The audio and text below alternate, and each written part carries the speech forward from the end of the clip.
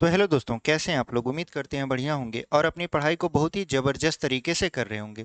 तो कल की क्लास में हमने आपका प्रश्नावली 1.1 का पूरा क्वेश्चन तो नहीं सॉल्व किया था, बल्कि 5 तक हम सॉल्व कर चुके थे। यानी क्वेश्चन नंबर 5 तक हम लोग एकदम सॉल्व कर चुके थे बेहद ही बेहतरीन तरीके से। आज हम लोगों का ये क्लास दूसरा रहने वाला है, जिसमें हम लोग क्या करेंगे, यहाँ पर जो भी सवाल हमारा बच गया था प्रश्नावली 1.1 का, उसको हम लोग सॉल्व करेंगे। उसके बाद फिर आगे हम लोग प्रश्नावली 1.2 को भी सॉल्व करेंगे। तो चलिए बिना देरी की वीडियो को शुरू करते हैं। और यदि आप पहली बार आए हैं तो हम आपको बता दें कि हम क्लास 10th का यूपी बोर्ड का 2026 के लिए मैथ शुरू से पढ़ा रहे हैं। ठीक है, मैथ और साइंस यानी गणित और विज्ञान आपका इस चैनल पर शुरू से पढ़ाया जा रहा है। तो अगर आप 10वीं के विद्यार्थी हैं तो आपके लिए बहुत ही बेहतरीन अपॉर्चुनिटी है कि आप शुरू से हमारे साथ जुड़कर पढ़ सकते हैं। ठीक है, और अगर आपको वीडियो पसंद आएगी आगे, तो चैनल को सब्सक्राइब कर दीजिएगा और वीडियो को अपने उन दोस्तों तक शेयर कर दीजिएगा जो आपसे मिलजुल कर पढ़ते हैं। ठीक है, तो चलिए हम लोग बिना देरी के वीडियो को शुरू करते हैं। और अगर आप कॉम्पिटेटिव एग्जाम की तैयारी कर रहे हैं और ये वीडियो देख रहे हैं, तो हमारा एक दूसरा चैनल भी है कंसेप्ट विद अर्जुन के नाम से, जहां पर हम कंपटीशन के एग्जाम की तैयारी करवाते हैं। वहां पर हम आपको गणित पढ़ाते हैं। ठीक है, तो चलिए आज के क्वेश्चन को शुरू किया जाता है। देखिए, हमारा जो क्वेश्चन रहने वाला है, कल हम लोग 5 तक क्वेश्चन पढ़े थे, आज हम लोग क्वेश्चन नंबर 6 पढ़ेंगे। ठीक है, तो आज हम लोग पढ़ेंगे यहाँ पर क्वेश्चन नंबर 6। तो क्वेश्चन नंबर 6 क्या कर रहा है आपका, यहाँ पर हम इसको देख लेते हैं। देखिए, क्वेश्चन नंबर 6 कर रहा है, व्याख्या कीजिए कि। हमने कहा था जब भी आप हमारी वीडियो देखिएगा, पेन पेपर जरूर लेकर बैठिएगा और साथ में आपकी किताब भी होनी चाहिए, क्योंकि हम एनसीईआरटी की बुक से पढ़ा रहे हैं। ठीक है, तो यहाँ पर कह रहा है कि व्याख्या कीजिए कि 7 गुणे 11 गुणे 13 प्लस 13, और उसके बाद यहाँ पर लिखा है 7 गुणे 6 गुणे 5 गुणे 4 गुणे 3 गुणे 2 गुणे 1, उसके बाद प्लस 5। यहाँ पर भाज्य संख्याएं क्यों हैं, भाज्य संख्याएं, भाज्य संख्याएं क्यों हैं। ठीक है, देखिए यहाँ पर क्या कर रहा है कि आपको व्याख्या कीजिए। व्याख्या कीजिए का मतलब होता है आप बताइए ये जो संख्या लिखा हुआ है 7 गुणते 11 गुणते 13 प्लस 13, और 7 गुणे 6 गुणे 5 गुणे 4 गुणे 3 गुणे 2 गुणे 1 प्लस 5 भाज्य संख्या क्यों है। तो चलिए इसको सॉल्व करते हैं, यानी व्याख्या करते हैं इसका। देखिए, इसका व्याख्या जब करेंगे तो इसका व्याख्या कैसे आप करोगे। सबसे पहले यहाँ पर ये कहा है कि भाज्य संख्याएं क्यों है। भाज्य संख्या से मतलब आपको क्या समझ में आया कि ये स्वयं और एक के अलावा किसी तीसरी संख्या से भी कट सकती हैं, इसीलिए ये भाज्य है। भाज्य संख्या की परिभाषा ही यही होती है कि वह संख्या जो स्वयं और एक के अलावा किसी तीसरी संख्या से कट जाए, भाज्य संख्या कहलाती है। तो यहाँ पर ये भाज्य संख्या है, लेकिन क्यों है ये हमको पता करना है। तो सबसे पहले देखिए, यहाँ पे गुणा का चिन्ह है, तो हम लोग गुणा करवा लेते हैं। अगर आप यहाँ पर 13 का 11 में गुणा करवाएंगे तो 143 हो जाएगा। क्या हो जाएगा, 11 का अगर हम 13 में गुणा करा दें तो 143, और यहाँ पर गुणे है 7 और प्लस क्या है यहाँ पर 13 है। तो यहाँ पर हम लोग क्या करेंगे, यहाँ पर हम लोग 7 का 143 में गुणा करवा देंगे। तो अगर आप 7 का 143 में गुणा करवाते हो तो कितना हो जाएगा, 7 त्रिक 21 और 7 दूना 14, 14 दूई 16, 7 एकम 7 अवेक 8, फिर यहाँ पर प्लस क्या हो जाएगा 13। ठीक है, अब क्या करना है आपको, अब यहाँ पर 13 को जोड़ना है। तो देखिए 3 अब 1 हो जाएगा 4 और 6 1 7 और यहाँ पर हो जाएगा 8, मतलब ये हो गया आपका 874। ठीक है, 874 हो गया। अब जब ये 874 हो गया तो हमको क्या करना है, हमको बताना है कि ये भाज्य क्यों है।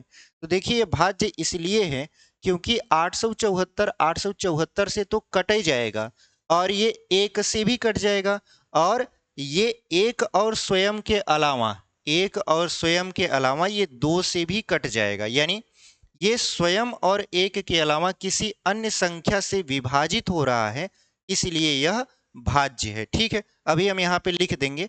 पहले ये तो कर लिए, अब इसको भी गुणा करा के देख लेते हैं क्या आता है। ठीक है, तो सबसे पहले क्या कराते हैं, देखिए 4 का 5 में गुणा करवा दीजिए, 5 चौक कितना हो जाएगा 20। 20 का 3 में गुणा करवा दीजिए, तो 20 तिहाई कितना हो जाएगा 60। 60 का अगर हम 6 में गुणा करवा दे, देखिए यहाँ पर गुणा करवाए, 4 पंचे हो गया 20, और यहाँ पर गुणे 3 करवा दिए, यहाँ पर 2 लिख दिए, गुणे 1 और प्लस 5। ठीक है, यहाँ पर गुणे 6 लिख देते हैं और यहाँ पर 7 लिख देते हैं। अब देखिए यहाँ पर क्या होगा, यहाँ पर ऐसे कर दीजिए, 2 तिहाई कितना हो जाएगा 6।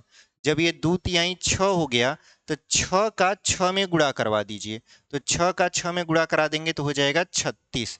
और ये जो 20 बचा हुआ है तो ऐसे लिख दीजिए, 7 गुणित्ते 36 गुणित्ते 20 गुणित्ते 1 प्लस 5।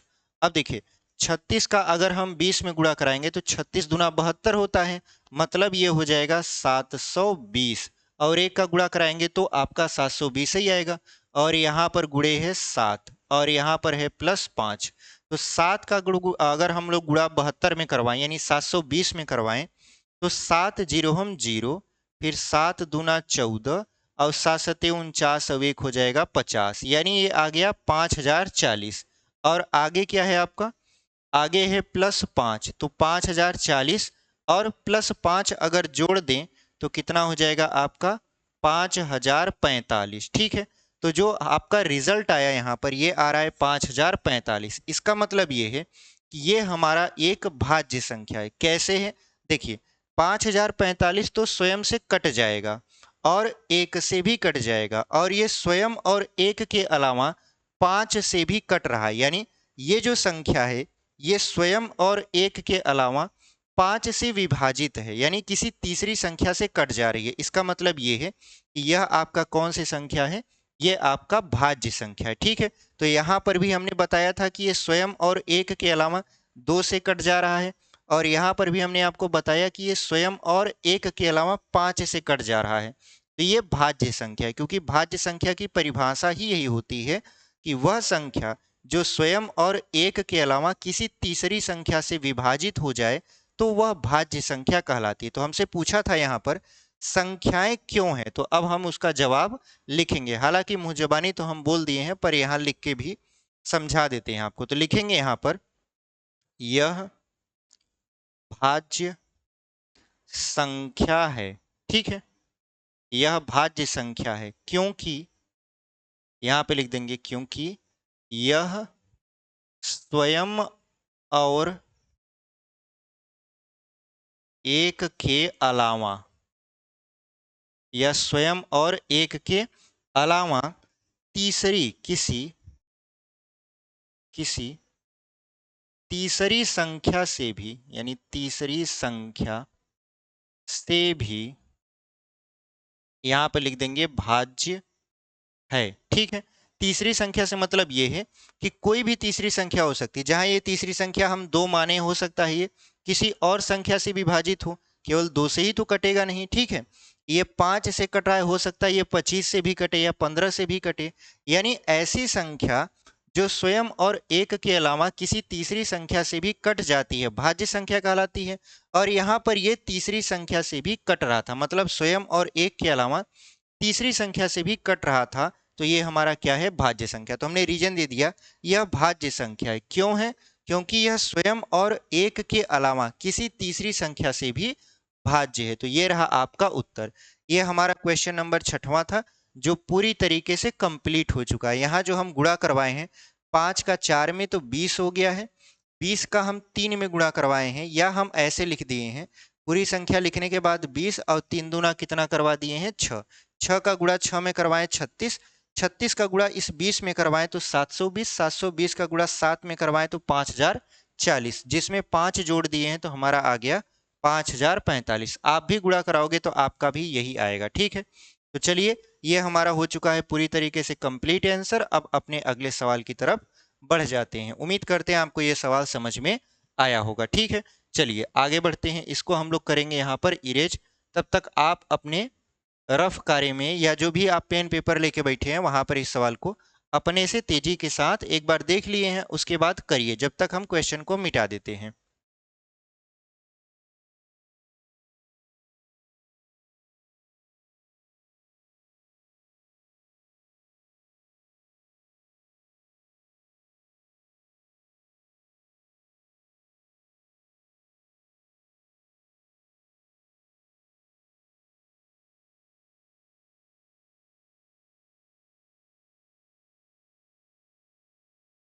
चलिए अब हम लोग बढ़ते हैं अपने अगले प्रश्न की तरफ। तो हमारा अगला प्रश्न क्या रहने वाला है, अगला प्रश्न देख लेते। देखिए क्वेश्चन को हम ध्यान पूर्वक पढ़ रहे हैं, आप अपने किताब से मैच कराते चलिए। यहाँ पर क्वेश्चन नंबर 7वां को हम लोग सॉल्व करने वाले हैं। क्वेश्चन नंबर होने वाला है आपका क्वेश्चन नंबर 7वां, ठीक है। चलिए अब यहाँ पर क्या कर रहा है, क्वेश्चन नंबर 7वां कह रहा है किसी खेल के मैदान के चारों ओर एक वृत्ताकार पथ है। किसी खेल के मैदान के चारों ओर क्या है, एक वृत्ताकार ऐसे पथ है, ठीक है। ये वृत्ताकार आपका क्या है, पथ है। उसके बाद कह रहा है कि इस मैदान का एक चक्कर लगाने में सोनिया को 18 मिनट लगते हैं, जबकि इसी मैदान का एक चक्कर लगाने में रवि को 12 मिनट लगते हैं। मान लीजिए वे दोनों एक ही स्थान और एक ही समय पर चलना प्रारंभ करके एक ही दिशा में चलते हैं। कितने समय बाद वे पुनः प्रारंभिक स्थान पर मिलेंगे। तो कहने का मतलब ये है कि यहाँ पर दो लोग हैं, कौन कौन, एक है सोनिया, यहाँ पे लिख देते हैं सोनिया, ठीक है, और एक है रवि। सोनिया इस मैदान का चक्कर लगाने में 18 मिनट का समय लेती है, जबकि रवि 12 मिनट का, ठीक है। ये लोग क्या करते हैं, एक चक्कर लगाते हैं और जब चलना शुरू करते हैं तो एक ही जगह से ये लोग चलना शुरू करते हैं, एक ही दिशा में, यानी एक ही जगह पर एक ही समय पर और एक ही दिशा में ये लोग चलना शुरू करते हैं। और एक चक्कर सोनिया 18 मिनट में और रवि 12 मिनट में लगा लेता है, ठीक है। तो कह रहा है कि अगर वो लोग एक ही समय पर एक ही स्थान से एक ही दिशा में चलना प्रारंभ करें तो कितने समय बाद वे दोनों पुनः एक दूसरे से मिलेंगे, ठीक है। तो यहाँ पर एक दूसरे से पुनः मिलेंगे, इसके लिए क्या करना पड़ता है, इसके लिए आपको इसका एलसीएम निकालना पड़ता है, मतलब इसका लसा निकालना पड़ेगा, एलसीएम। कल हमने इसका फुल फॉर्म बताया था, लीस्ट कॉमन मल्टीपल्स, ठीक है। अब चलिए यहाँ पर 18 और 12 का क्या निकालना है, आपको लसा निकालना है। तो हम लोग यहाँ पे लिख देंगे 18 और यहाँ पर 12। अब इसका लसा निकाल लेते हैं, 2 से काटेंगे तो कितना हो जाएगा, 2 नवा 18, 2 छः 12। फिर यहाँ पर 2 से काटेंगे तो हो जाएगा 9, तो कटेगा नहीं, 2 तिहाई 6। अब देखिए 3 और 9 आ गया, तो ना तो 3 2 से कटेगा ना तो 9 कटेगा। तो हम लोग क्या करेंगे, इसको 3 से विभाजित करेंगे। तो जब इसको 3 से विभाजित करेंगे, 3 त्रिक का 9 और 3 एक का 3, यहाँ 3 आ गया, तो 3 तो 3 से कटता है, तो यहाँ पर हम 3 लिख देंगे। तो 3 से जब विभाजित करेंगे तो 1 और 1, जब 1 और 1 आ जाता है तो इसको ऐसे छोड़ देते हैं, ठीक है। इसका मतलब ये है कि 18 कामा 12 का अगर हम लसा देखें तो लसा कितना आएगा, तो यहाँ पर इसके गुणनखंडों का गुणा करवा लेते हैं आपस में। तो यहाँ पर हो जाएगा 2 गुणे 2 गुणे 3 गुणे 3, 3 गुणे 3। तो अगर आप ध्यान से देखो तो यहाँ पर हो जाएगा 2 दूना 4, 4 तिहाई 12 और 12 तिहाई 36, ये आ गया 36। चूंकि 18 भी मिनट में है और 12 भी मिनट में है, इसका मतलब ये भी जो आंसर आएगा वो मिनट में आएगा, 36 मिनट। यानी अगर हम ध्यान से देखें तो सोनिया और रवि एक ही जगह से एक ही समय पर एक ही दिशा में अगर चलना प्रारंभ करते हैं तो वो लोग 36 मिनट के बाद एक दूसरे से मिलेंगे। तो ये आपका हो गया आंसर, ठीक है, ये आपका क्या हो गया, आंसर हो गया। तो इस तरीके से आपने प्रश्नावली 1.1 पूरी तरीके से कंप्लीट कर लिया। प्रश्नावली 1.1 हमारा पूरा क्या हो गया, कंप्लीट हो गया, ठीक है। तो हमारा प्रश्नावली 1.1 कंप्लीट हो गया। अब चलते हैं हम लोग प्रश्नावली 1.2 में, ठीक है। अब हम लोग कौन सा प्रश्नावली लगाने वाले हैं? प्रश्नावली यहां पर 1.2। तो हम लोग प्रश्नावली 1.2 को बहुत ही बेहतरीन तरीके से क्या करने वाले हैं, यहाँ पर सॉल्व करने वाले हैं। तो चलिए हम लोग इसको क्या करते हैं, इरेज करते हैं। उम्मीद करते हैं आपको समझ में आया होगा। इसको हम लोग मिटा देते हैं, फिर अगला क्वेश्चन या अगला प्रश्नावली हम लोग आपके सामने डिस्कस करने वाले हैं, ठीक है। इसको हम लोग कर देते हैं यहाँ पर इरेज।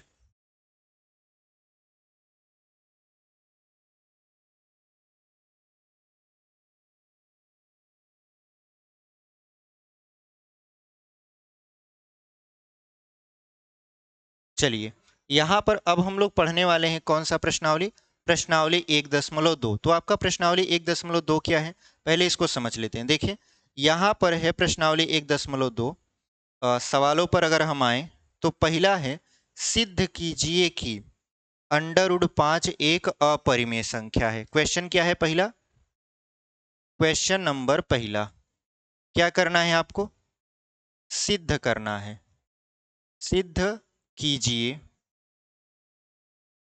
सिद्ध कीजिए कि √5 एक यहां पर अपरिमेय संख्या है, ठीक है।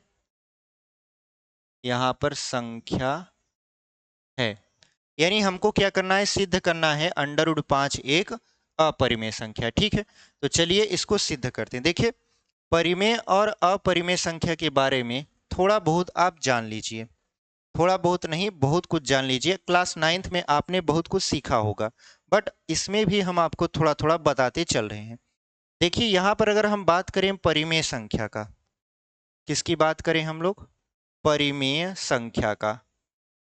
परिमेय संख्या, तो परिमेय संख्या में अगर आप एक बात गौर किए होंगे कि परिमेय संख्या में एक के अलावा कोई भी उभयनिष्ठ खंड नहीं होता। कहने का मतलब ये है कि अगर हम आपको एग्जाम्पल से समझाएं तो हमने लिख दिया 3/5, ये क्या है, एक परिमेय संख्या है। क्या ये अब कटेगा? नहीं कटेगा। बिना दशमलव में ले जाए आप इसे अब सरल रूप में कर ही नहीं सकते, क्योंकि ये अपने सरलतम रूप में है। यानी ये एक के अलावा अब किसी से नहीं कटेगा। लेकिन अगर हम यहीं कहें, मान लेते हैं हमने 15 बटा क्या लिख दिया, ऐसे 20 लिख दिया, क्या ये सरलतम रूप में है तो ये परिमेय संख्या, बट ये अपने सरलतम रूप में नहीं है। तो इसका सरलतम रूप क्या आएगा? 5 से काटेंगे तो 5 तिहाई 15 और 5 चौक 20, यानी इसका सरलतम रूप आएगा 3/4। क्या अब 3/4 किसी और संख्या से कटेगा? नहीं, केवल एक से कटेगा, ठीक है। इतना बात समझ में आ गया।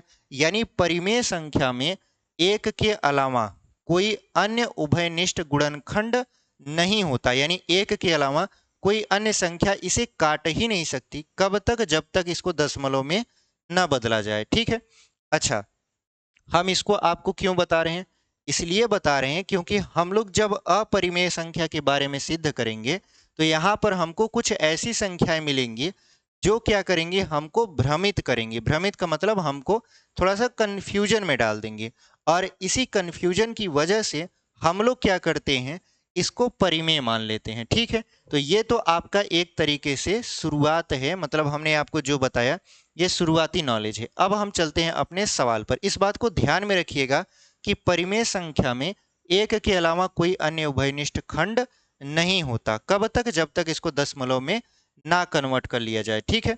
अगर दशमलव में कन्वर्ट करेंगे तब तो भाग चला जाएगा, लेकिन दशमलव में नहीं कन्वर्ट करेंगे तो एक के अलावा इसका कोई भी खंड नहीं होता। अब क्या करना है, इसको इरेज करेंगे और इस सवाल को सॉल्व करेंगे, ठीक है। चलिए इसको हम लोग क्या करते हैं, यहाँ पर इरेज कर देते हैं, ठीक है। अब क्या करना है आपको?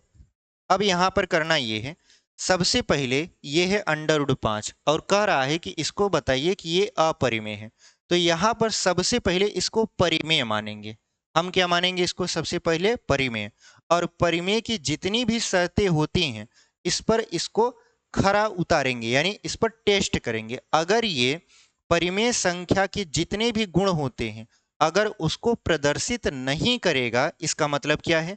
इसका मतलब ये अपरिमेय है। यानी परिमेय संख्या के गुणों को हम लोग टेस्ट करेंगे, और अगर ये परिमेय संख्या के गुणों में खरा नहीं उतरता है, मतलब रिजल्ट नहीं देता है परिमेय संख्या के रूप में, तो हम लोग लास्ट में क्या बोल देंगे, इसको अपरिमेय संख्या बोल देंगे। क्यों? कहते हैं ना कि सबसे पहले देखो वो सामने वाला सही है कि नहीं। अगर सामने वाला सही नहीं है, इसका मतलब वो ऑटोमेटिक क्या होगा, गलत होगा। तो इस तरीके से हम लोग इसको सिद्ध करेंगे। तो सबसे पहले यहाँ पर लिखेंगे, यहाँ पर मानेंगे, माना, क्या मानेंगे, √5 बराबर P बटा के Q। ये हमने लिखा, यहां पर भी लिख देते हैं, माना परिमेय संख्या। ठीक है, माना परिमेय संख्या। हम तो जान नहीं रहे हैं कि √5 है क्या, तो हम इसको परिमेय ही मानकर सॉल्व करेंगे। अब करेंगे क्या कि दोनों पक्षों का वर्ग कर देंगे। तो यहां पे लिखेंगे दोनों पक्षों का, ठीक है, दोनों पक्षों का वर्ग करने पर, दोनों पक्षों का वर्ग करने पर, जब आप दोनों पक्षों का वर्ग कर दोगे तो क्या हो जाएगा, यहाँ पर हो जाएगा √5 का इस तरीके से स्क्वायर, और यहाँ पर हो जाएगा P बटा Q का स्क्वायर। तो यहाँ पर स्क्वायर से रूट खत्म हो जाएगा, तो ये बचेगा 5, और इधर हो गया P स्क्वायर बटा Q स्क्वायर। इतना करने के बाद हम लोग क्या करेंगे, इस Q स्क्वायर का 5 में गुणा करवा देंगे। ठीक है, तो यहाँ पर 5 का Q स्क्वायर में गुणा कराएंगे तो हो जाएगा 5Q स्क्वायर बराबर कितना हो जाएगा, P स्क्वायर। इस बात को आप यहाँ पर अंडरलाइन कर दीजिएगा, क्योंकि ये बहुत काम की चीज है। ठीक है, अब क्या करना है आपको, अब यहाँ पर करना ये है कि हम लोगों को क्या करना है, हम लोगों को ये करना है कि आप देख रहे हो कि 5 जो है यहाँ पर 5 आपका गुणा में है, इधर आएगा तो क्या हो जाएगा, भाग में हो जाएगा। तो चलिए यहाँ पर अगर हम Q स्क्वायर बराबर निकालें, यहाँ पे लिखेंगे P स्क्वायर बटा 5। इसका मतलब क्या है, इसका मतलब ये है कि जो 5 है वो P स्क्वायर को विभाजित कर रहा है। ठीक है, जो बटा वाली संख्या होती है उसका मतलब यही होता है कि वो ऊपर वाली संख्या को क्या करती है, विभाजित करती है। यानी जो 5 है वो P स्क्वायर को क्या करेगा, विभाजित करेगा। तो यहाँ पे लिखेंगे, यहाँ पर इस तरीके से हम लोग क्या करेंगे, यहाँ पर लिखेंगे, क्या लिखेंगे, लिखेंगे कि जो 5 है वो P स्क्वायर को विभाजित, P स्क्वायर को विभाजित कर रहा है, कर रहा है। अतः अब यहां पर देखिए 5 जो है वो क्या कर रहा है, P स्क्वायर को विभाजित कर रहा है। अतः 5, यहां पे लिखेंगे अतः 5 P को भी, यानी अतः 5 P को भी विभाजित करेगा, विभाजित करेगा। ठीक है, इसका मतलब क्या है, इसका मतलब यह है कि कोई भी संख्या का वर्ग अगर 5 से कट रहा है तो उस संख्या का अगर हम वर्गमूल भी निकाल दें तब पर भी वो संख्या 5 से कटेगा। सपोज करिए कि आपने 25 लिया, ठीक है, आपने 25 लिया, 25 को विभाजित किया तो कट जाएगा पूरी तरीके से। आपने क्या किया, इस 25 का ऐसे वर्गमूल निकाल दिया, तो 25 का वर्गमूल कितना आया, 5।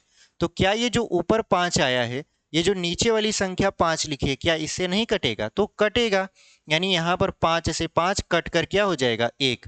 तो वही कह रहा है कि अगर 5 P स्क्वायर को विभाजित कर रहा है, यानी संख्या के वर्ग को विभाजित कर रहा है, तो अगर आप उसका वर्गमूल निकाल दोगे, यानी P स्क्वायर का वर्गमूल P हो जाएगा, तब पर भी वो संख्या 5 से विभाजित होगी। इतना बात समझ में आ गया।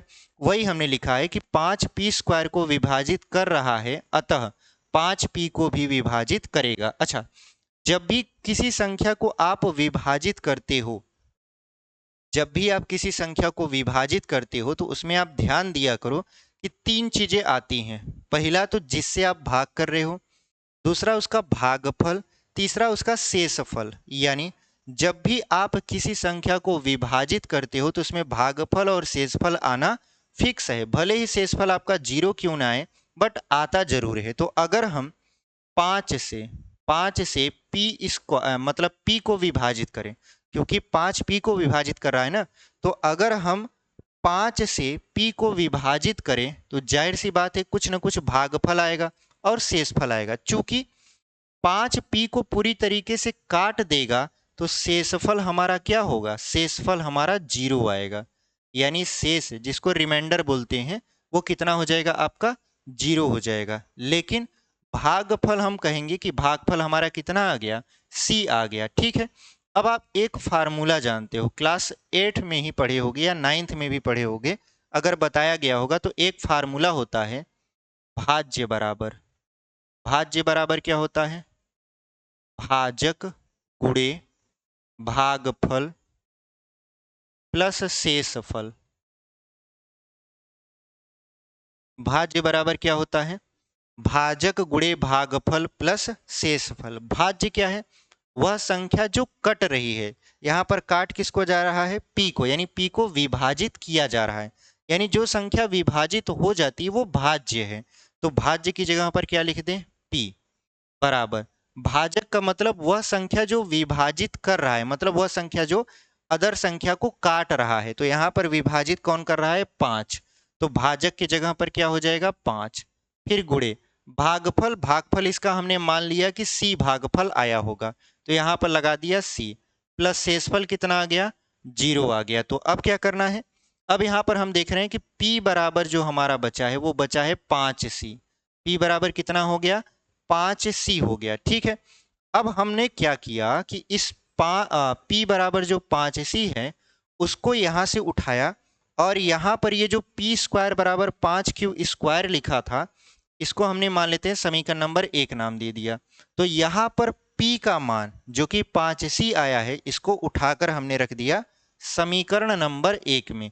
तो यहाँ पर हम लोग लिखेंगे p का मान समीकरण 1 में रखने पर, ठीक है, p का मान समीकरण 1 में रखने पर, तो जब आप p का मान समीकरण नंबर 1 में रखोगे तो यहाँ पर है देखिए 5q² बराबर, अब यहाँ पर p की जगह पर आप क्या रखोगे, 5c, और इसका कर दोगे यहाँ पर स्क्वायर।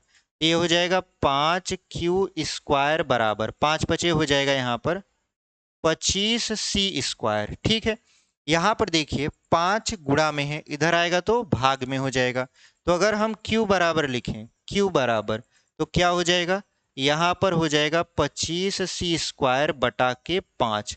तो 5 से 25 को काटेंगे तो कितना आ जाएगा, तो आप कहोगे कि सर 5 से अगर हम 25 को काटें तो यहाँ पर q² बराबर 5 पचे 25 आ जाएगा 5c²। ठीक है, अब देखिए यहाँ जो 5 है वो गुणा में है, जब 5 गुणा में है तो इधर आएगा तो क्या हो जाएगा, भाग में, यानी q² बटा 5 बराबर c²। ठीक है, यानी यहाँ पर q² बटा कितना हो गया, 5। इसका मतलब क्या है, इसका मतलब ये है 5q को भी विभाजित कर रहा है, यानी 5q² को विभाजित कर रहा है तो 5q को भी विभाजित करेगा। यहाँ पर हमने लिखा, जैसे हमने यहाँ लिखा 5p² को विभाजित कर रहा है अतः 5p को भी विभाजित करेगा, तो आपको भी लिखना पड़ेगा कि 5, अब p नहीं, अब आप q लिखोगे, 5q² को विभाजित कर रहा है अतः 5q को भी विभाजित करेगा, इतना लिखना पड़ेगा। ये हमने यहाँ तक लगा दिया। अब इसको हम लोग थोड़ा सा इरेज करेंगे क्योंकि जगह नहीं बचा है, थोड़ा सा इरेज कर देते हैं। ठीक है, उम्मीद करते हैं आप यहाँ तक तो समझे होंगे। यहाँ तक समझ गए, जब यहाँ तक समझ गए तो अब हम ये वाला पार्ट इरेज करके यहाँ पर आगे के जो स्टेप्स होते हैं उसको लिखने वाले हैं। तो चलिए हम लोग इसको मिटा के आगे का स्टेप देखते हैं। ठीक है, इसको हम लोग यहाँ पर कर देते हैं इरेज।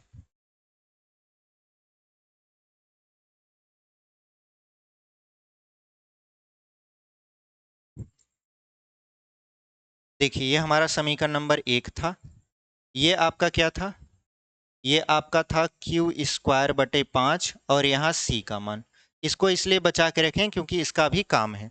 यहाँ पर अब हम लोग क्या लिखने वाले हैं, 5q² को विभाजित कर रहा है अतः 5q को भी विभाजित करेगा। तो यहाँ पर जो p लिखे हैं वहीं पर क्या लिखेंगे, q², यानी 5q² को विभाजित कर रहा है। जो संख्या बटे में होती है वो ऊपर वाले अंश को क्या करती है, काटती है। तो 5q² को विभाजित कर रहा है, अतः 5 यहां लिखेंगे q को भी विभाजित करेगा, विभाजित करेगा। ठीक है, यहां तक आप समझ गए। अब आपको जो शुरू में हमने बात बताया था कि परिमेय संख्या में एक के अलावा कोई अन्य उभयनिष्ठ गुणनखंड नहीं होता, उसको याद करिए। यहां पर अगर आप थोड़ा सा गौर करेंगे तो गौर करने वाली बात यह है कि हमने क्या किया, P जो हमारा है वो है अंश, ठीक है, और जो Q है वो हमारा है हर। यहां पर जो 5 है ये हमारे अंश को भी विभाजित कर रहा है और ये हमारे हर को भी विभाजित कर रहा है। मतलब परिमेय संख्या अगर कोई होता तो वहां पर एक के अलावा कोई अन्य उभयनिष्ठ गुणनखंड मिलता ही नहीं, बट यहां पर तो हमारा एक उभयनिष्ठ गुणनखंड 5 मिल रहा है। इसका मतलब ये है कि ये परिमेय संख्या के नियम का पालन नहीं कर रहा। जब ये परिमेय संख्या के नियम का पालन नहीं कर रहा तो ये क्या हो सकता है, ये हो सकता है अपरिमेय संख्या, क्योंकि अगर ये परिमेय होता तो ये परिमेय संख्या के नियम का पालन करता। ये परिमेय संख्या के नियम का पालन नहीं कर रहा, अतः यह क्या है, अपरिमेय संख्या है। कौन अपरिमेय संख्या है, √5, क्योंकि शुरू में हमने इसको माना था परिमेय संख्या और ये परिमेय संख्या के गुणों को प्रदर्शित नहीं कर रहा।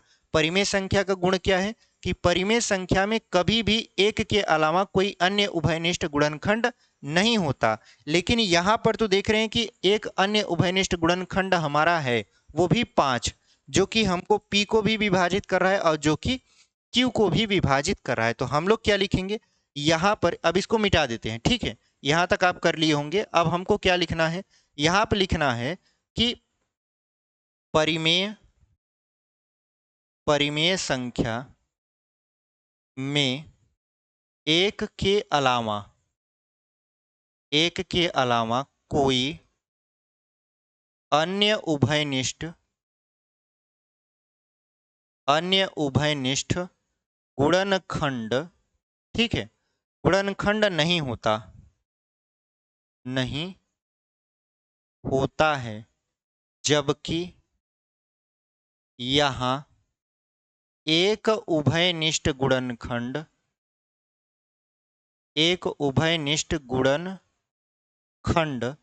5 है, जो कि परिमेय संख्या के नियम का पालन नहीं करता, जो कि परिमेय संख्या के नियम का पालन नहीं करता, परिमेय संख्या के नियम का पालन नहीं करता, ठीक है, नहीं यहां पर करता। अब क्यों नहीं करता, चूंकि हम लोग क्या किए थे कि √5 को भ्रमवश मतलब गलतीवश क्या मान लिए थे कि ये एक परिमेय संख्या है। तो हम लोग यहाँ पर क्या लिखे हैं, परिमेय संख्या में एक के अलावा कोई अन्य उभयनिष्ठ गुणनखंड नहीं होता है, जबकि यहाँ एक उभयनिष्ठ गुणनखंड क्या है, 5 है, जो कि परिमेय संख्या के नियम का पालन नहीं कर रहा, मतलब परिमेय संख्या के नियम का उल्लंघन है। तब लोग क्या करेंगे, हम लोग यहाँ पे लिखेंगे यह जो गलती है, हमसे तो गलती हो गई है कि हम लोग इसको परिमेय मान लिए थे, तो यानी ये जो हमसे गलती हुई है ये भ्रमवश हुई है, मतलब हम जानबूझकर नहीं किए, हमसे गलती से हो गया। जब हो गया तो हम लोग क्या लिखेंगे लास्ट में, अतः √5 एक अपरिमेय संख्या है। तो यहां पे लिखेंगे यह, यानी यहां पर, यहां ऐसे लिख देंगे, यहां भ्रमवश, ठीक है, भ्रमवश यानी गलती से हमने क्या किया था, √5 को एक परिमेय संख्या मान लिया था। अब हम लोगों का गलती दूर हो चुका है, यानी हमने गलती किया था कि हमने भ्रमवश क्या किया, √5 को एक परिमेय संख्या मान लिया। अब हमारा भ्रम दूर हो चुका है, तो हम लोग लिखेंगे अतः √5 एक अपरिमेय संख्या है, अपरिमेय संख्या, उसके बाद यहां पे लिख देंगे है, ठीक है। ये आपको पेपर में लिखना पड़ेगा, ये जो लंबा चौड़ा हम यहाँ पर एक तरीके से लिख रहे हैं ना, ये आपको पेपर में लिखना पड़ेगा। और जरूरी नहीं है कि आप याद करके इसको जाओ और पेपर में लिख कर चले आओ। ये फिक्स है क्वेश्चन बोर्ड पेपर में पूछना। √5 एक अपरिमेय संख्या है, ये जरूर ही पूछता है, ठीक है। हर साल इस टाइप के क्वेश्चन पूछता है। ये जो लिखे हैं ये हो सकता है आपकी किताब से मैच न करे। क्यों?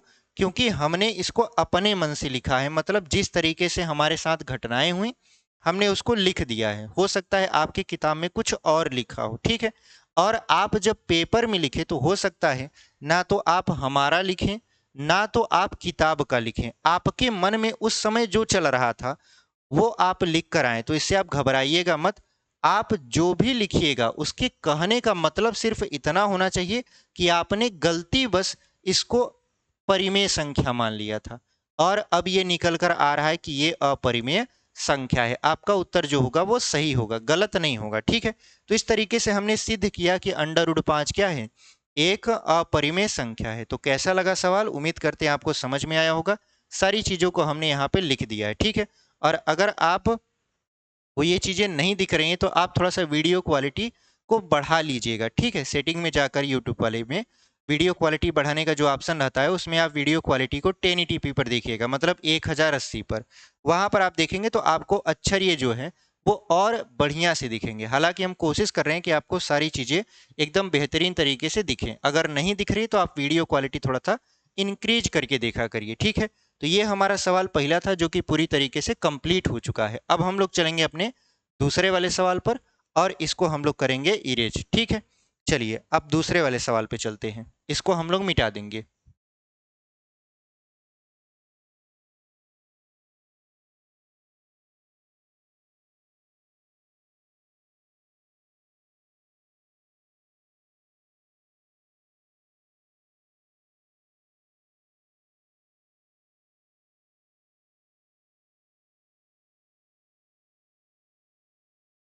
चलिए अपने दूसरे वाले सवाल पर हम लोग आ जाते हैं।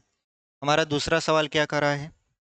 देखिए दूसरा सवाल कह रहा है कि सिद्ध कीजिए कि, हम सवाल ही लिख देते हैं क्योंकि सवाल बहुत बड़ा नहीं है।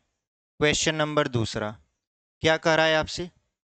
सिद्ध कीजिए कि, यहाँ पे लिख देंगे सिद्ध कीजिए कि 3+2√5, यहाँ पर की ऐसे रहेगा 3+2√5 एक अपरिमेय अपरिमेय संख्या है, ठीक है। यानी हमको क्या सिद्ध करना है? 3+2√5 क्या है? एक अपरिमेय संख्या। तो देखिए इस टाइप के जो सवाल होते हैं इसको क्या करेंगे हम लोग? हल करेंगे। और हल करने से पहले इसमें भी कुछ बातें आपको पहले ही बता देते हैं ताकि जब हम हल करें तो आपके मन में जो क्वेश्चन आते हैं वो क्वेश्चन ना आए, ठीक है। देखिए यहाँ पर हम एक चीज आपको बताते हैं कि कभी भी जो परिमेय संख्या होती है, कभी भी ये जो परिमेय संख्या होती है ये अपरिमेय संख्या के बराबर नहीं होती। कभी भी ये जो परिमेय संख्या होती है ये अपरिमेय संख्या के बराबर नहीं होता। यानी परिमेय संख्या कभी भी अपरिमेय संख्या के बराबर नहीं होता, ठीक है। तो यहां पर क्या करना है? सिद्ध कीजिए कि 3+2√5 क्या है? एक अपरिमेय संख्या है। तो चलिए इसको सिद्ध करते हैं। इस बात को आप ध्यान में रखिएगा कि परिमेय संख्या कभी भी अपरिमेय संख्या के बराबर नहीं होता। अब देखिए इसका क्या करना है। सबसे पहले यहाँ पे लिखेंगे 3+2 और √5 बराबर यहाँ पर P/Q। यानी हम इसको मान लेंगे कि ये क्या है? एक तरीके से परिमेय संख्या है, ठीक है। यहाँ पर अगर आप लिखना चाहो तो आप लिख भी सकते हो माना परिमेय, ठीक है।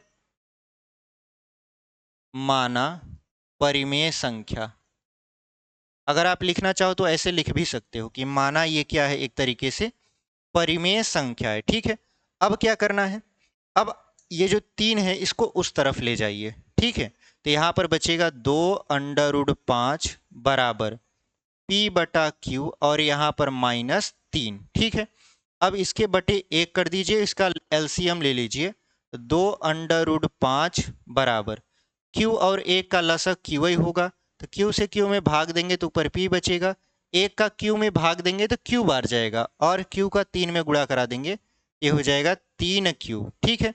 अब ये जो दो गुणा में है इधर आएगा तो क्या हो जाएगा, भाग में हो जाएगा। तो यहाँ पर लिखेंगे √5 बराबर P-3Q बटा, अब ये जब भाग में आएगा तो ये हो जाएगा 2Q। ठीक है, इस तरीके से हमने यहाँ पर लिख दिया।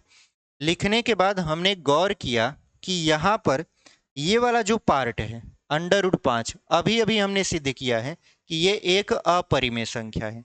ये वाला क्या है, एक अपरिमेय संख्या। और इधर वाला जो पार्ट है, चूंकि इसके बटे में तो जीरो है नहीं, और ये आपका एक परिमेय संख्या है। मतलब इस तरफ वाला तो अपरिमेय संख्या निकला, और इस तरफ वाली जो संख्या निकली वो क्या निकल गई, परिमेय संख्या निकल गई। तो आप बताइए, यहां पर √5 बराबर P-3Q बटा 2Q। ठीक है, ये हमने लिख दिया।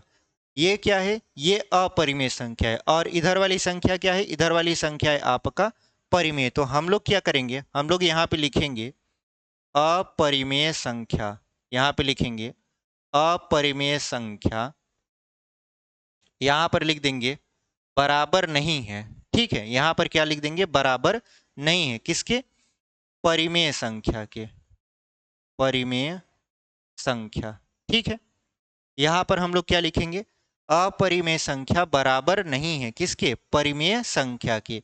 अतः, अब नीचे से लिखेंगे अतः, अतः ये जो पूरी संख्या है कौन सी, 3 + 2 √5 एक अपरिमेय संख्या है, अपरिमेय संख्या है। ठीक है, आप कहोगे कि सर यहाँ पर 3 + 2 √5 ये अपरिमेय संख्या कैसे हो गया, हमको नहीं समझ में आया। देखिए हमने क्या किया, हमने शुरू में इसको कोशिश किया देखने का कि क्या ये परिमेय होता है।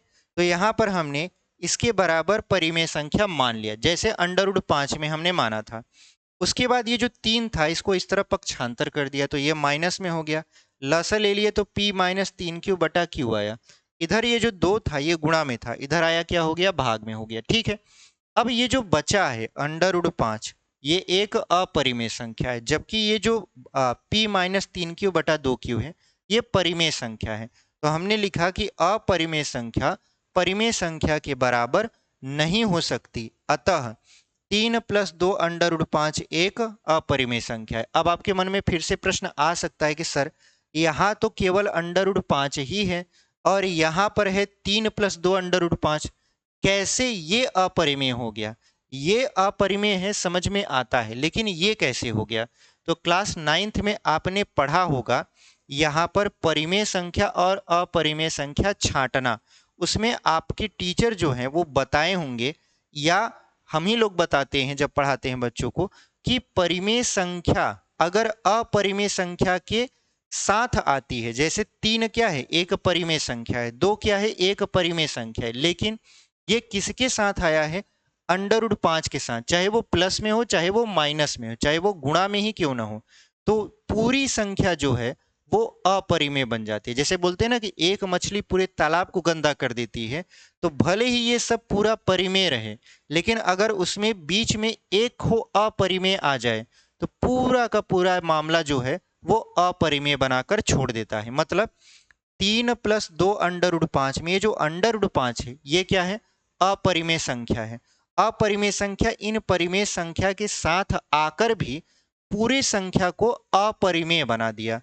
इसीलिए ये जो √5 है ये अपरिमेय संख्या है, किसके साथ आया, इन सब के साथ। इसका मतलब ये सब भी क्या हो जाएंगे, अपरिमेय संख्या हो जाएंगे। इसी वजह से हमने यहाँ पे लिखा है 3 + 2 √5 एक अपरिमेय संख्या है। बात समझ में आई, एकदम बेहतरीन तरीके से कंसेप्ट क्लियर हो गया होगा।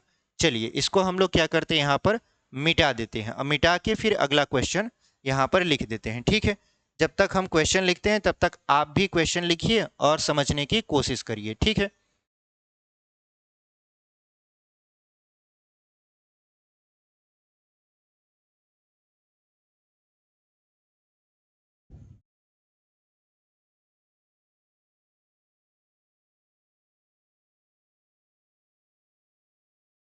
चलिए अपना अगला क्वेश्चन हम लोग क्या करेंगे, यहाँ पर देखेंगे। हमारा अगला क्वेश्चन क्या है, सिद्ध कीजिए कि निम्नलिखित संख्याएं अपरिमेय हैं। यहाँ पर हम क्वेश्चन ही लिखने की कोशिश करते हैं, अगर लिखा जाएगा तो ठीक है। तीसरा प्रश्न है, क्या कह रहा है, सिद्ध कीजिए कि, यहाँ पर सिद्ध कीजिए कि निम्नलिखित, यहाँ पर लिख देंगे निम्नलिखित संख्याएं, ठीक है, निम्नलिखित संख्याएं अपरिमेय हैं, अपरिमेय हैं, ठीक है। यहाँ पर हमने क्वेश्चन को लिख दिया। मतलब हमारा जो इंस्ट्रक्शन है, मतलब हमारा जो आदेश ये है कि आपको सिद्ध करना है। क्या सिद्ध करना है, कि जो नीचे दी गई संख्याएं अभी हैं वो अपरिमेय है, ये आपको बताना है। तो चलिए हम लोग बताते हैं। यहाँ पर पहला क्वेश्चन है आपका 1/√2, ठीक है। 1 में क्या है, √2। तो हम लोग क्या करेंगे, हम लोग यहाँ पर इसको मान लेंगे कि ये परिमेय है। जैसे ऊपर वाली संख्या, इससे पहले वाली जो संख्या है उसमें हमने माना था। मान लेते हैं, क्या मान लेते हैं, यहाँ पर मान लेते हैं कि ये क्या है, एक परिमेय संख्या है। यहाँ पे लिख देंगे माना परिमेय संख्या, ठीक है। माना क्या, ये परिमेय संख्या है, ठीक है। हमने मान लिया कि ये क्या है, एक परिमेय संख्या है। इतना हो गया। अब क्या करना है, √2 का p में और q का 1 में तिर्यक ऐसे गुणा करवा देते हैं इस तरीके से। तो q का 1 में गुणा कराएंगे तो q हो जाएगा, इसका इसके साथ गुणा कराएंगे तो हो जाएगा 2p√2, ठीक है। अब यहाँ पर अगर आप देखो, ये जो p है ये गुणा में ही, इधर आएगा तो क्या हो जाएगा, भाग में। तो q/p बराबर क्या हो जाएगा, √2। और आप जानते हो ऐसी संख्या जो अंडर में रहती हैं, जिनका वर्गमूल आप साधारण तरीके से नहीं निकाल सकते, दशमलव में निकालते हो, वो अपरिमेय संख्या होती है। तो यहाँ पर √2 का जो वर्गमूल है वो साधारण तरीके से नहीं निकलता, मतलब ये अपरिमेय संख्या है, ठीक है। जब ये अपरिमेय संख्या है तो यहाँ पे नीचे लिख देंगे ये है क्या, अपरिमेय यहाँ पर संख्या। उसके बाद ये वाली जो संख्या है, ये q/p, ये परिमेय संख्या है। आप कहोगे सर ये परिमेय संख्या कैसे हो गई, ये तो पलट गया ना। देखिए, चाहे परिमेय संख्या को उलटिए चाहे पलटिए, वो रहेगा परिमेय संख्या। जैसे एग्जाम्पल से अगर हम समझाएं, अगर हम 3/5 लिख दिए और आपने 5/3 लिखा, क्या दोनों परिमेय संख्या नहीं है? आप कहोगे सर दोनों परिमेय संख्या ही है, क्योंकि इसका हर जीरो नहीं है, ठीक है। तो ये भी आपका क्या है, एक परिमेय संख्या है। तो ये तो आपका परिमेय संख्या हो गया, तो लिख देंगे यहाँ पर परिमेय संख्या, ठीक है।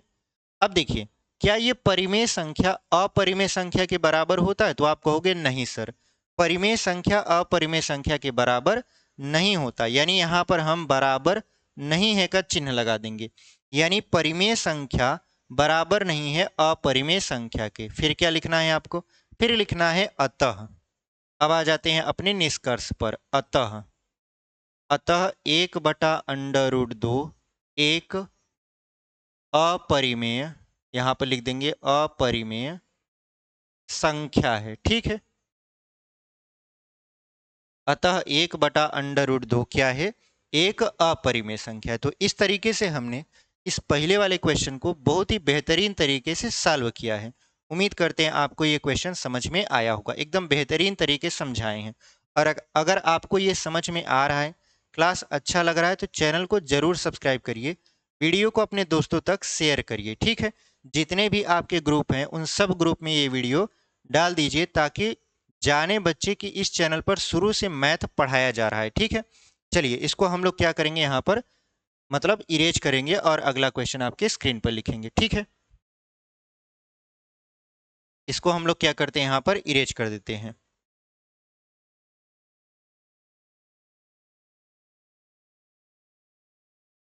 अब देखिए, इसी में और भी क्वेश्चन है, और क्वेश्चन है, तो वो क्वेश्चन क्या है, देखिए अगला जो क्वेश्चन है वो लिखा है 7√5। दूसरा वाला जो प्रश्न है वो लिख रहा है 7√5। तो 7√5 है, इसको सिद्ध करना है, क्या है ये, अपरिमेय है। तो सबसे पहले मान लेंगे कि ये क्या है आपका, ये है आपका परिमेय। तो यहाँ पे लिखेंगे बराबर p/q। बहुत लोग यहाँ a बटा बी भी लिख देते हैं, तो आप चाहे a बटा बी लिखिए, चाहे p बटा q लिखिए, चाहे l बटा m लिखिए, कोई दिक्कत नहीं है, ठीक है। बस यहाँ लिख दीजिए कि ये परिमेय है, तो हम लोग लिख देंगे माना परिमेय संख्या है, ठीक है। ये क्या है आपका परिमेय संख्या है। अब क्या करना है, अब अगर आप ध्यान से देखो तो 7 गुणा में है, इधर आएगा तो क्या हो जाएगा, भाग में हो जाएगा, तो ये हो जाएगा अंडर रूट में 5 बराबर p बटा 7q। अंडर रूट 5 बराबर क्या हो गया, p बटा 7q। जब ये p बटा 7 क्यूब हो गया तो इधर का ये देख रहे हैं, ये तो अपरिमेय निकला। अंडर रूट 5 क्या है, अपरिमेय है, और ये क्या है, परिमेय है। तो क्या अपरिमेय परिमेय के बराबर हो सकता है, नहीं। तो बस यहाँ पर वही हिंदी में लिख देना है, यहाँ पर लिख देना है अपरिमेय, अपरिमेय संख्या बराबर नहीं है किसके, परिमेय संख्या के, ठीक है, परिमेय संख्या। तो यानी अपरिमेय संख्या इज नॉट इक्वल टू परिमेय संख्या, ठीक है। परिमेय संख्या को अंग्रेजी में रेशनल नंबर बोलते हैं। Rational number is not equal to irrational number, या irrational number is not equal to rational number. अतः अब यहां पे लिखेंगे अतः, अतः 7√5, क्योंकि 7 के साथ √5 आया है, तो लिख देंगे अतः 7√5 एक अपरिमेय संख्या है।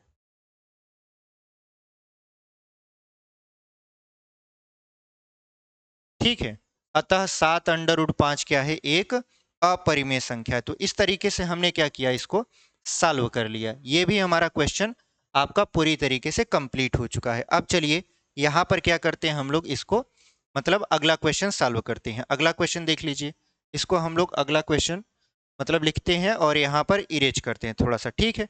इसको हम लोग कर देते हैं इरेज। चलिए यहाँ पर ये इरेज हो चुका है, ठीक है। चलिए अगला जो हमारा क्वेश्चन है, वो जो बीच में आपका तितली जो आ गई थी, उसको हटाने के लिए हमने क्या किया, थोड़ा सा यहाँ पर ब्रेक लगा दिया वीडियो में, ठीक है। चलिए यहाँ पे लिखा है 6 प्लस √2, इसको भी सिद्ध करना है, क्या है ये, एक तरीके से अपरिमेय संख्या है, ठीक है। तो ये हो गया 6 प्लस √2। तो यहाँ पर हम लोग क्या करेंगे, यहाँ पर लिखेंगे p बटा q, यानी माना यहाँ पर परिमेय संख्या, माना परिमेय संख्या, हमने यहाँ पर इसको लिख दिया। अब क्या करना है आपको, अब यहाँ पर करना ये है, ये जो 6 है उस तरफ जाएगा तो क्या हो जाएगा, -6 हो जाएगा। तो इधर हो गया √2 बराबर p बटा q -6, प्लस उस तरफ जाएगा तो क्या बन जाएगा, -6। अब यहाँ पर क्या करिए, इसके बटा 1 कर दीजिए, तो √2 बराबर, इसका अगर एलसीएम लेंगे तो q आएगा, q में q से भाग करेंगे तो यहाँ पर p ही बचेगा, 1 का q में भाग करेंगे तो q बार जाएगा, और q का 6 में गुणा करा देंगे तो 6q हो जाएगा। यानी √2 बराबर p माइनस 6q बटा q, ठीक है। यहाँ पर q लिख देते हैं। अब अगर आप ध्यान से देखो तो यहाँ पर क्या है, √2 है, ये क्या है, अपरिमेय संख्या। यहाँ पर क्या है, p माइनस 6q बटा q, ये क्या है आपका परिमेय संख्या।